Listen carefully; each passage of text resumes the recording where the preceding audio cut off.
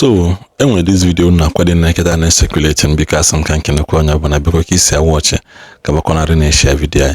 Enwere video bada na circulating no. Ana akọwa ihe galano with Okongwu Dibia, man at the end of the day Emile Okongwu Dibia arrest ka Emile arrest.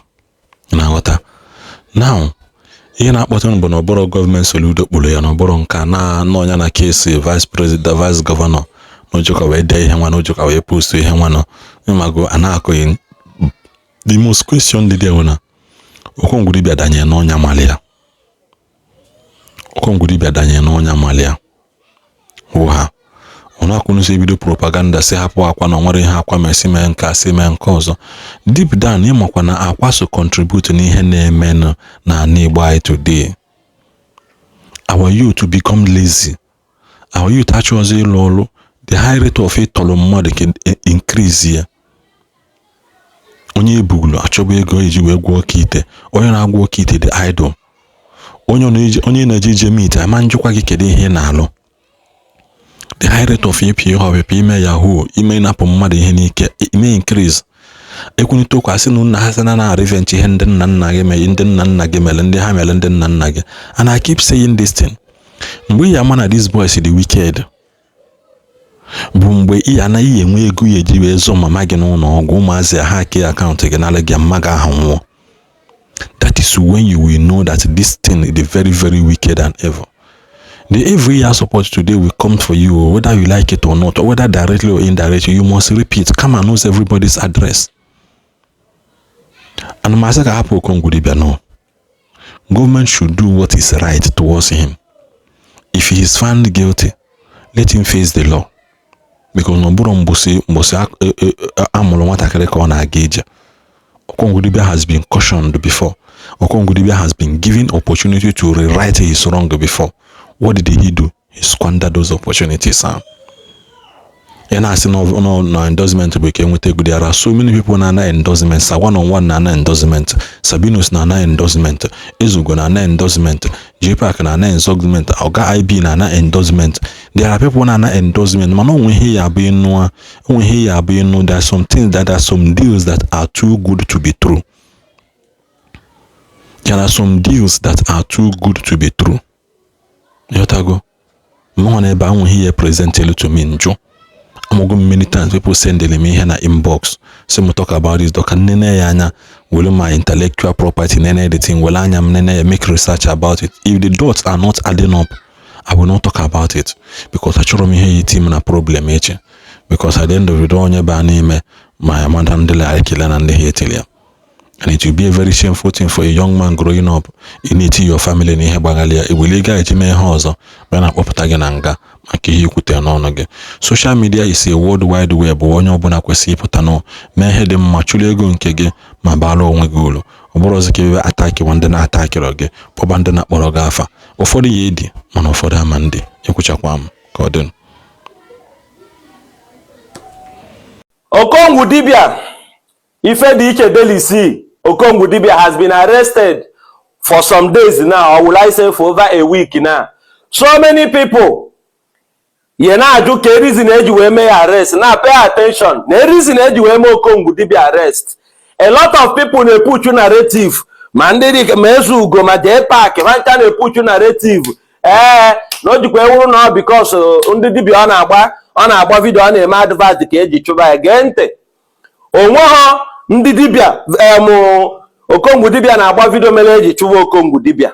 As a matter of fact, Okongwu Dibia na-agba ndị dibia video because ọ na-enweta ego na ya, because most of you people na-akpọ iyi na-akparị ya ụkwa ndị na-esi n'azụ eje patronize those dibia.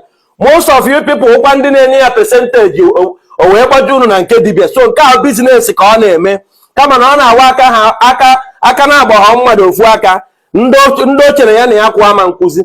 The reason eji we Okongwu Dibia arrest. N'enu this particular anụ mpama kpọrọ onwe ya ezi ikuku ma ama ha country ọnọ. Ama mgbe ohuru na country. The particular video o mere ha ncha niile wo ndị like akwa, ndị na-protect akwa, ndị na-fight akwa. That guy did a lot of videos. Kọjọ ma deputy governor of Anambra State, kọjọ ma barrister akwa ọkọ, kọjọ ma Emeka Ofo, a very big name.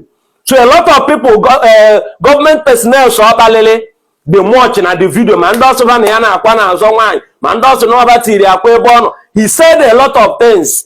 Now he happens to ask Okongwu Dibia to repost the video. Agwanam so many bloggers. This issue of Okongwu Dibia will be a warning to most of us. In a reach a video na react in a video, when a video only na react. Listen to the content because the poster when he can free. Give me the reacher or the reactor when he can have free. Up here you Okongwu Dibia about today. Now, as you could followers. Okutana na gwazi na Okongwu Dibia nwere followers to repost ka people ma Okongwu Dibia repost na ga viral ndị agbara afa no atọbazi na ezikuku anọ na Nigeria etres bazi Okongwu Dibia jide Okongwu Dibia maka ezugo na agwa ka asị ọnụ ezugo Global TV na akọ ka onye gburu mma n'isi na asị amaghị ejikọrọ ndị content creators with ambassadorship deal gee ntị ezugo ebere nwaanyị nọ na di ụka ọmụọ nwa ebere onye na-ele akpati ozu ụka mmadụ nwụọ ebere doctor ụka mmadụ rịaba ahụ ebere onye mepere shop ụka customer bịa onu ọsọrọ gị bụ ihe ọ chọrọ ụka ole ahịa ebere content creator ma influencer ọwụna ọ musician ọwụna ọ entertainer ọwụna gịnị endorsement deal ọ ya gosiri na ị na-eme ọfụma so onye nyere endorsement deal ya aṅụrị ya soro kwụọla ya aka is a big achievement ma enye gị endorsement deal o gozigodi na atụrụ ọsụrụ gị that is number 110. So ezugo ka ị mara ya na eji endorsement deal wee lata Okongwu Dibia because of gịnị na ọ kawa Okongwu Dibia onwe onye ihe ndakpo anaghị adakpo mmadụ nwee problem mana ụdị ihe ị na-ekwu n'ọnụ Okongwu Dibia wụ sọnsọ reaction o mere na video ka eji jide ya ka ọ kọwaa o ruziere di agbabazie ezi ikuku gbawara changezie the narrative kwubezie na because of ndị dibia Okongwu Dibia na-agba video ka eji jide Okongwu Dibia. Anambra State gọọmenti ejighị Okongwu Dibia kama na reaction emere a chọrọ ka esitụrụ ya nwa nweta ezi ikuku. Gee ntị ịma na gọọmenti wụ the second god enwere na Chukwu were chọruo gọọmenti ị na-emekọ ihe with gọọmenti be careful. Most of you people you take and put abia so government the wicked. Why are you Okongwu Dibia? I can have none of you people you go to pure water na station in a hotter. So carry on, ride on. Mbonya ya pakata onwe maputa ona anakpu isie. Biko my able governor, His Excellency Professor Chukwu Soludo ọrụ ata egwu ndị Anambra State nnukwu nna ochie n'ikwu ikpere. Ịma na awa yota nna diokpala je ekwe. That is the pure fact. Ihe nji gbaba ga-afọ biko no deputy gị dị involve no emeka ọfọ dị involve na some barrister dignitaries dị involve biko taịbanụ mmiri Okongwu Dibia unu ji wụkwa n'ego Facebook ka ọ na-achụ ego ya eji wụkwanụ mmadụ ka ọ na-achụ onwekwere onye ọ chọrọ ịkọtọ wụkwu ihe kọtọrọ kama na onye Abuja ama ka oji ama ọma na Okongwu Dibia dizie ka ọ ya mere bikonu. I just want you people to temper justice with mercy. Na that young guy ụkwa na ego ka ọ na-achụ na nsị achụ ka enwe m ike nkwucha nke a na ahụ na-achụva m mana biko ana m ayọ biko His Excellency biko nụ taịbanụ mmiri so biko ka anyị ga na-ayọ ụnụ because gọọmenti ha digodi right ihe eje nga ha digodi wrong ihe eje nga biko nụ anyị mana Okongwu Dibia dara ya ignorant of the law is not an excuse na ọmaha doesn't mean na ọ dịghọ guilty all the guilty 100% because o mere the video ga viral biko ka anyị na-ayọ biko nụ hapụ na Okongwu Dibia ọ dị anwụna ha kwa unu n'ime di ya na-ekwenụ ngụgụ ya anya ọ dịkwa ndụ na-ekwenụ ya anya ọfụma ego ka ọ na-achụkwa ego Facebook ka ọ na-achụkwa onwekwa naira onwekwara onye o nwere unu emeche na o nwere onye na-achụ ma ya advice unu onwe ihe nne gọọmenti omume unu chi inweta data ezi ikuku ebe ọnụ unu ji enweta nwunye ma unu decide ya chọbanụ the victim hapụ na onye dị innocent ya ka nna ayọ unu biko nụ hapụ na Okongwu Dibia ka ọ natara ayịyọ ka anyị na-ayọ na unu jide from there ruo echi onweghị onye na-abịa for ha